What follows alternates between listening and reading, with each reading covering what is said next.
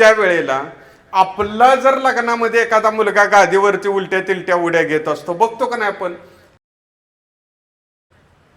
उलट्या उड्या घेत असतो, ते कळत असतो. आणि जर तिची तिथनं आत्ती गेली आणि त्या माऊली संग तिचा भाऊ 4 वर्ष झालं बोलत नाही, असं समजूया.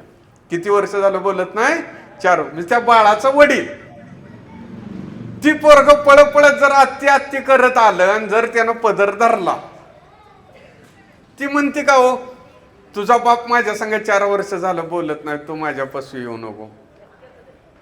म्हणणार आहे का? भावाचं पोरग आल्यावर म्हणू शकता का? त्याला जवळ घेणार का नाही?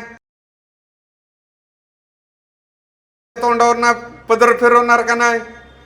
आणि त्याला 10वीची नोट देणार की पोरा जाऊन आईस्क्रीम खाऊन ये जाऊन.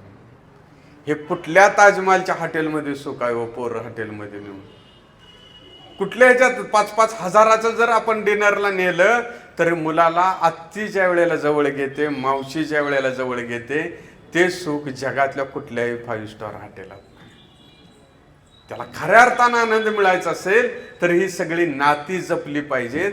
ह्या नात्यामध्येच जीवन असतं माय माऊली.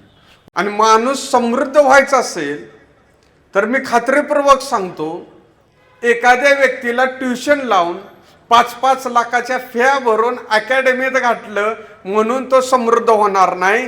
त्याला मावशीचं, आत्तीचं, काकीचं प्रेम मिळाल्याशिवाय तो समृद्ध होऊ शकत नाही. हे इतिहास, हे वर्तमान आहे, हे भविष्य.